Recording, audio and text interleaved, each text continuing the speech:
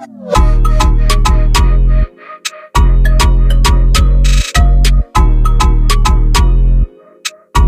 Food Sunday. We starting off by cleaning this chicken. Alright, chicken all clean. See that? And of course it's Sunday football, so you're gonna hear the game. These are some of the seasonings I use for the chicken. Onion powder, garlic powder, sea salt, the Sazon Tropical, another Sazon Tropical, the green and the orange kind, and a little bit of oil. Now I added all the seasonings to my liking, and I'm gonna mix this all up. Okay, chicken all seasoned all over. You can add as much seasoning as you like, but those are the seasonings that I use. Okay, so I'm actually air frying these in my Ninja,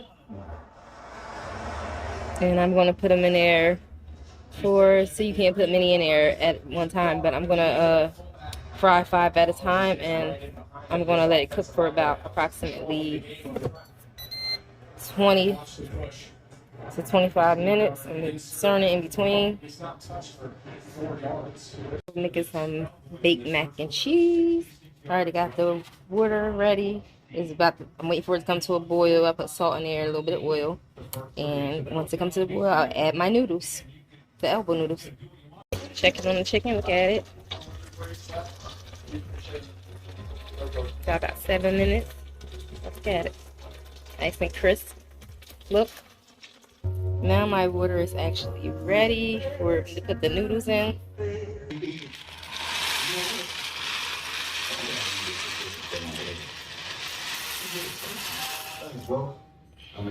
They're all in. Stir them.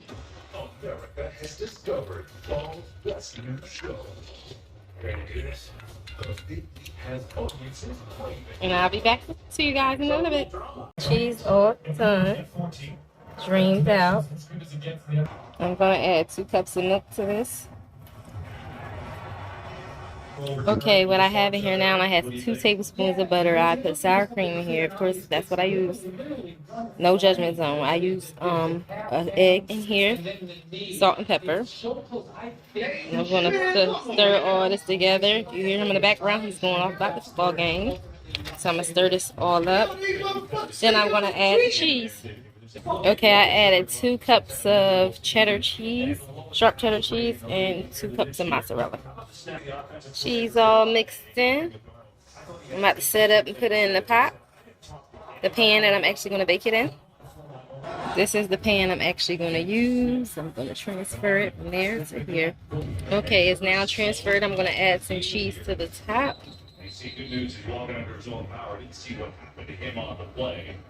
Ooh, I spilled cheese on the stove.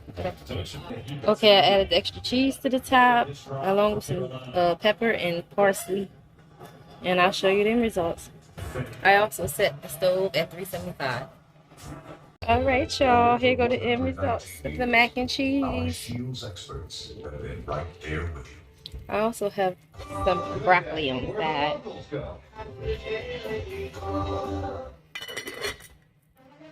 Alright, y'all, Sunday dinner is done. We had some potato salad over there, chicken, baked mac, broccoli. When I tell you your girl didn't come to play, she did not come to play.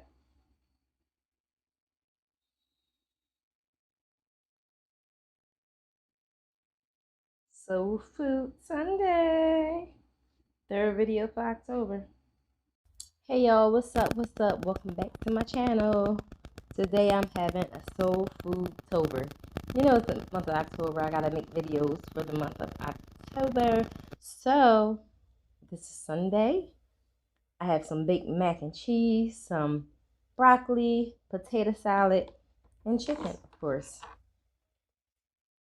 I'll show you guys.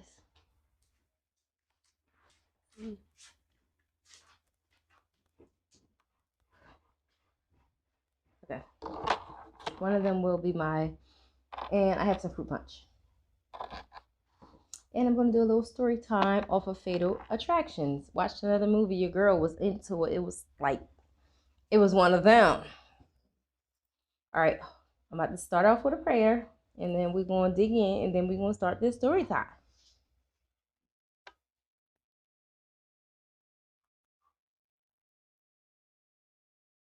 Amen. And amen again. Let me see what I'm going to give y'all first. Maybe y'all should try some broccoli first because it's healthy. Some of that broccoli. Broccoli's actually good.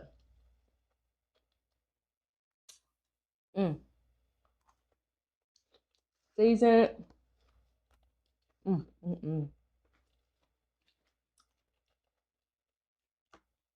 Y'all want to try that mac and cheese?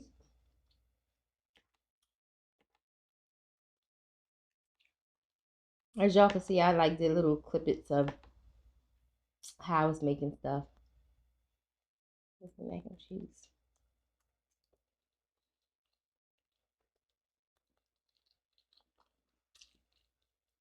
I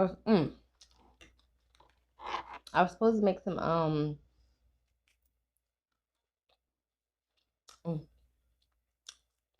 some fried deviled eggs, but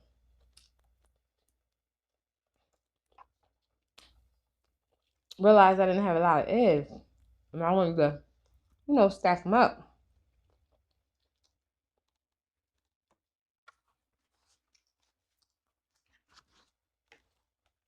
It didn't work in my favor.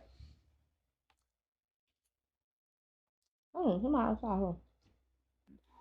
That was the damn mail truck on a Sunday. You know how Amazon do? They deliver whenever. Whenever.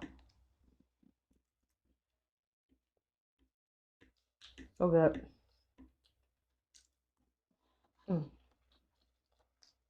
Chicken.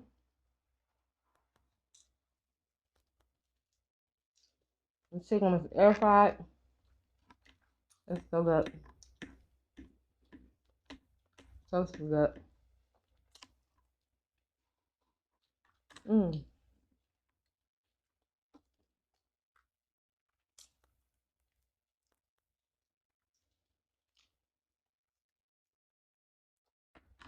So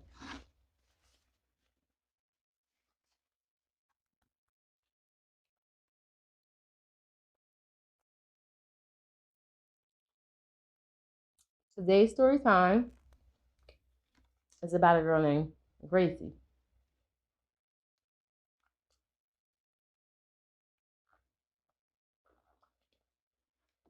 The rest of the characters is going to be off Martin because I don't remember all their names. So Gracie was a mother of three. And she was with this guy, which she had children by, a kid's father, and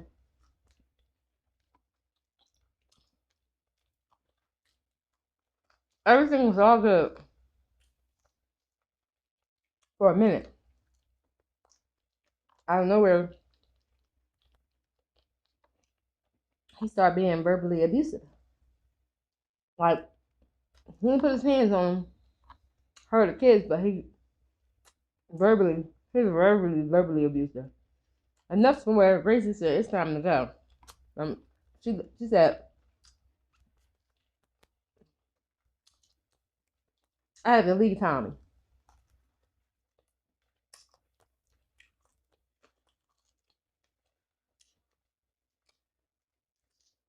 So in the meantime, she started going to these classes for, abuse, domestic violent women that were in domestic violence relationship.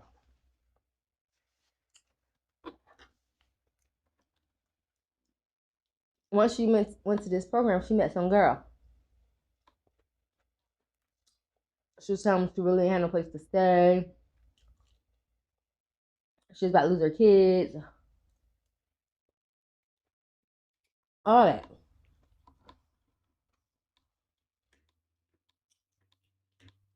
So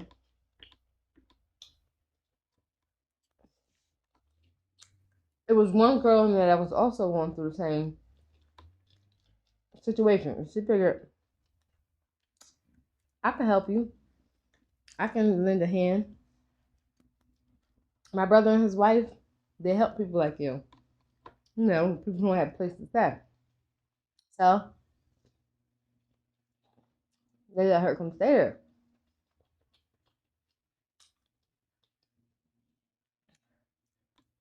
Mm.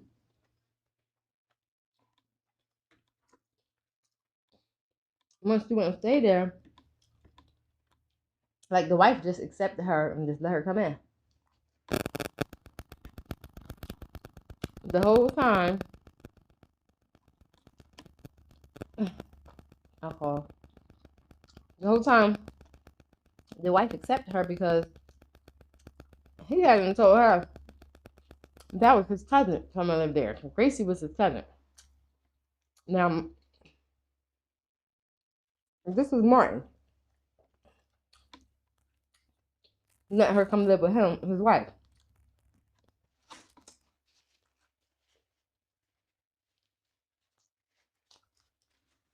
Gina. Police dropped off delivery. Him and his wife Gina.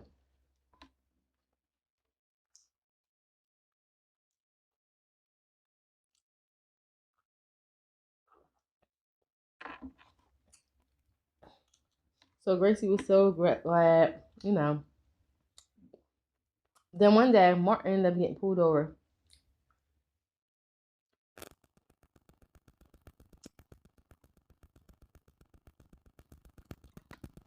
And he had an old warrant.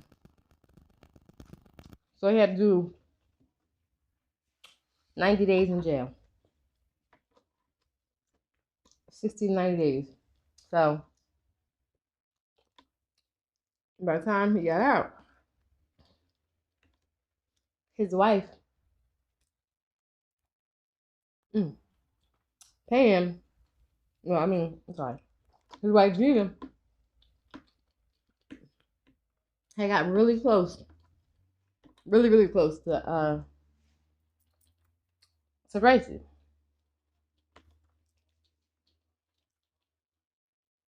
To the point they started having relations.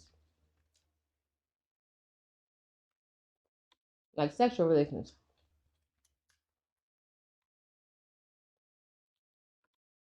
Once Martin got home, now mind y'all, Martin and Gracie was already creeping before she got with the before Gracie started dating his wife, Gina. So once he came home, they told him what was going on, and he was like, "Oh, I'm cool with this. I'm cool with that." Yeah, I'm cool with this. We can all it can be a three-way thing.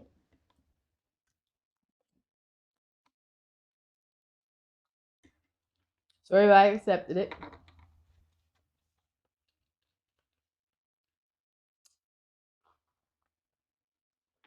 Once Gracie, you know, she felt as though she needed to protect her children, and because Martin started getting really possessive, and you know, he wanted things to go his way or no way. Like he was really controlling of them. He started getting jealous to where he didn't want no one to work. They couldn't leave. They had to stay in the house, and he the only one can leave. So one day, Gracie got tired of it when she got her kids and got the hell up out of there.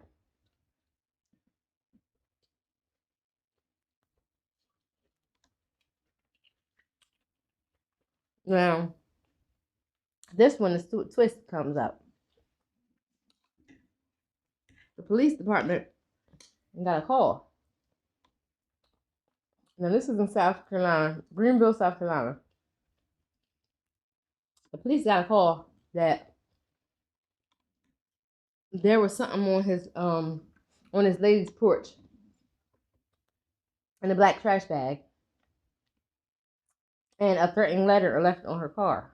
So the cops came and checked it.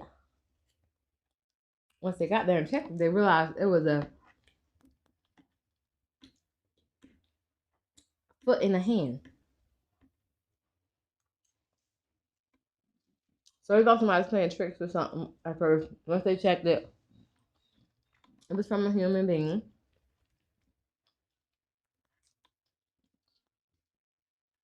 They called forensic, all that stuff. Did what they had to do. Then they get a call later on.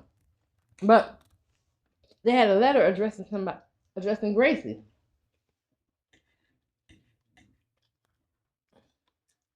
Later on,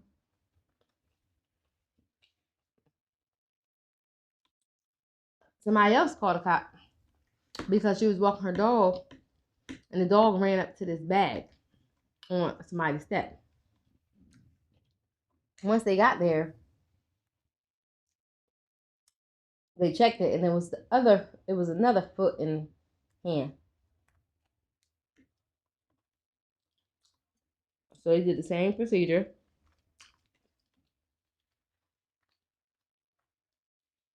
Once they did that, they was like, this gotta be some kind of connection.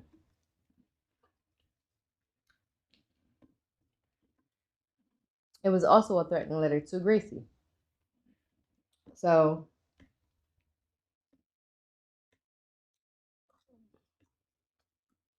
the cops ended up, doing a fingerprint, found a fingerprint on one of the letters, which it came back to Pam.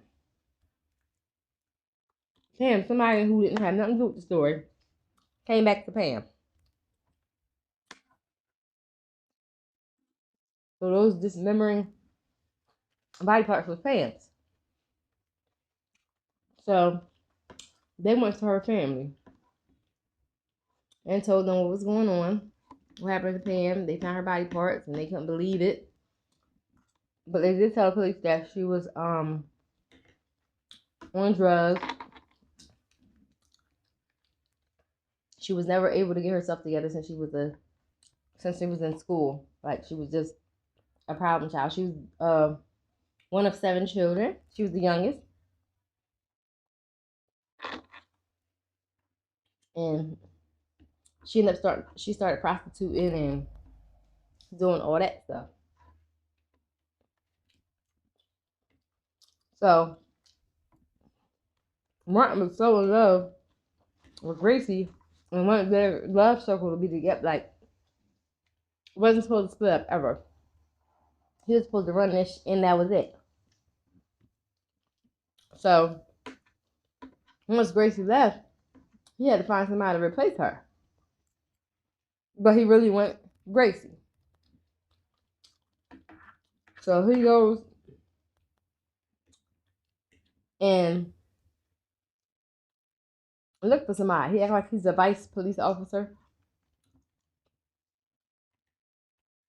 And some lady was out there trying to, Pam was out there trying to prostitute herself to guys acting the way they need something, and guys was ignoring her. So Martin got out of the truck, had handcuffed, a little fake badge, and arrested her. So he was taking her in. But where he took her to was his house, where Gina was waiting. Ooh, I'm getting full. Gina was waiting there. Oh, excuse me. Gina asked him, "What are you doing? What's going on?" And he basically saying, "Don't ask no questions. Just do this."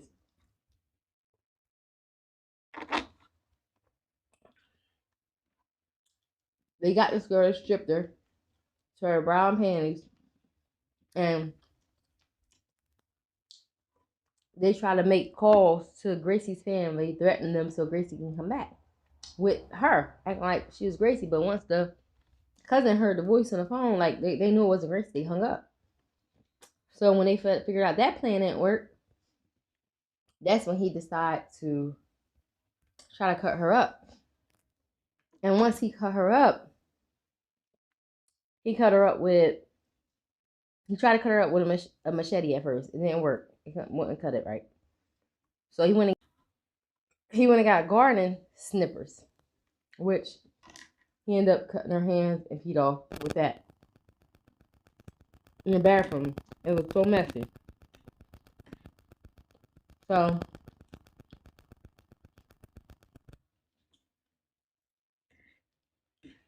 once they start asking questions about Gracie, they figured out Gracie was living with Gina.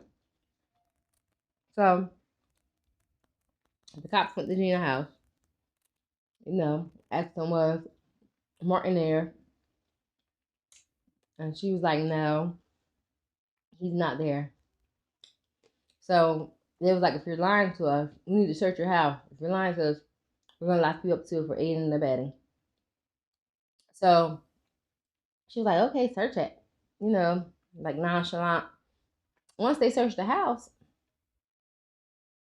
they see like blood in the bathroom, like they see stuff and red paint trying to cover it.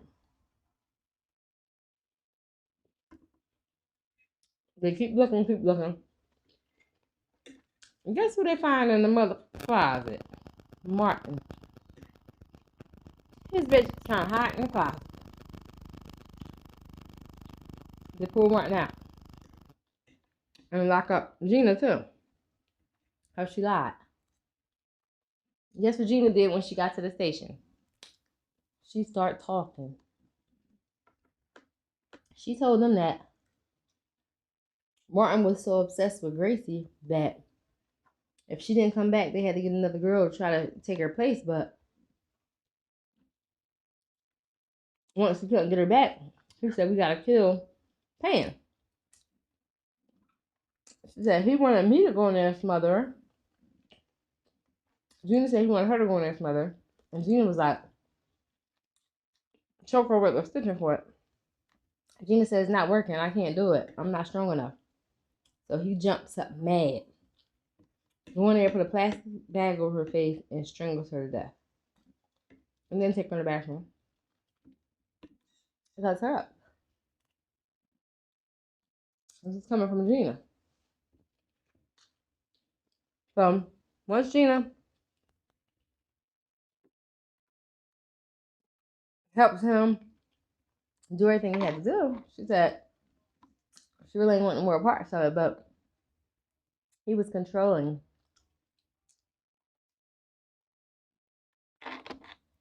So already now they had enough evidence to arrest Martin.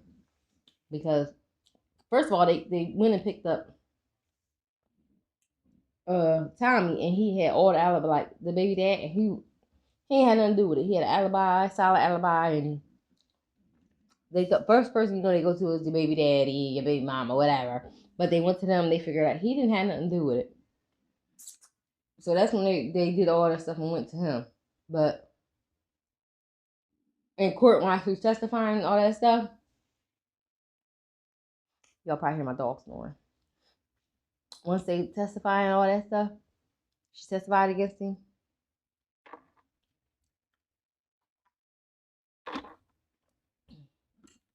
She ended up telling them where they buried her at. She said they burnt her and set her on fire, cut her up and dismembered her, set her body on fire and dropped her somewhere off. Dropped her off somewhere and just let her burn. So when they went to the location, they did find body parts, but it was so burnt so much that they just couldn't like put pieces together. Like it was that bad. So after that, they ended up taking it to trial. They found him guilty, Martin guilty, and gave him life. They end up giving Gina 50 years because she testified. I don't know about y'all, but Johnny giving you they give me 50 years, that's still the rest of your life. And that's still not good to me, but she deserved it. She deserved more, like the family said. She should have got the same time he got. But they felt as though she was running the situation too. She had something to do with it. It was too comfortable. So they felt as though she should have been doing the same time he got. Like, the whole time, Pam, who didn't have nothing to do with it, they killed her because they wanted Gracie. Like, she just was an innocent bystander. Like, nothing to do with it. Which Gina and Martin never got Gracie back. So then they ended up taking it out on Pam. Once they got sentenced to all those years, Gracie ended up remarrying, living her best life. They're in prison. Both of them.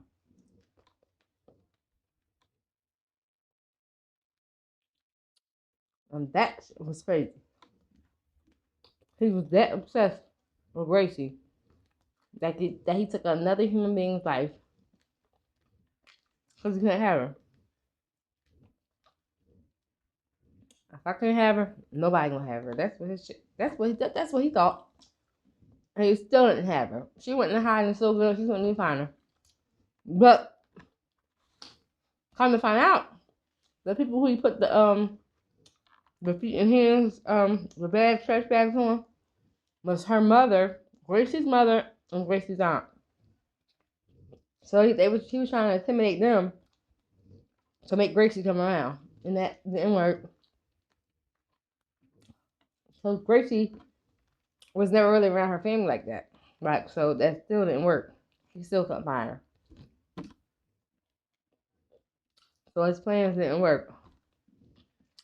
Martin was crazy as hell. And Gina Gina should have left her damn head inside of the you know how she get caught inside of the bed? The headboard? She should have left her damn head right there. It was a whole damn mess. I promise you. Anywho, I'm about to end this video, guys. Don't forget to like, comment, and subscribe. And turn on those post notifications so you know when your girl uploads her next video. Until next time, see ya.